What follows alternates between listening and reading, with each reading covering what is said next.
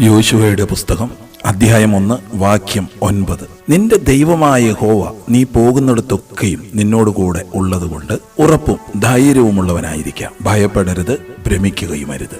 സഹോദരങ്ങളെ, വളരെയധികം വെല്ലുവിളികൾ നിറഞ്ഞ ഈ ജീവിതയാത്ര വളരെ കഷ്ടതയും പ്രയാസവും നിറഞ്ഞതാണ്.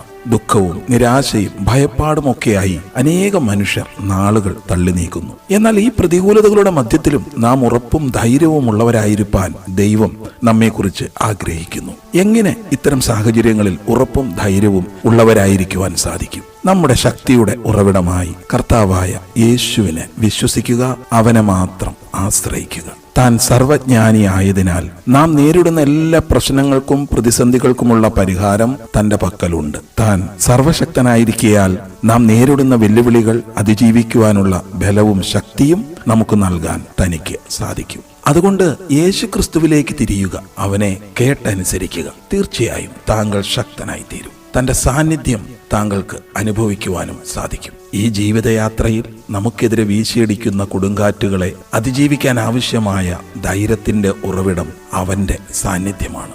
അതെ, യേശു ക്രിസ്തു തന്നോടുകൂടെ ഉണ്ടെന്ന ഉറപ്പ് മാത്രമേ ഈ ജീവിതയാത്രയിൽ നമുക്ക് ഓരോരുത്തർക്കും ധൈര്യം പകരൂ. ആമേൻ. സിംഹങ്ങൾ നടുവിൽ തള്ളപ്പെട്ടാലും ഭയപ്പെടേണ്ടി നീയും,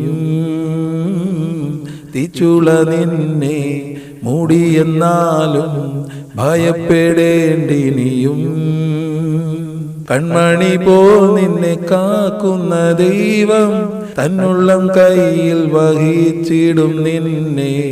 കൺമണി പോൽ നിന്നെ കാക്കുന്ന ദൈവം തന്നുള്ളം കയ്യിൽ വഹിച്ചിടും നിന്നെ.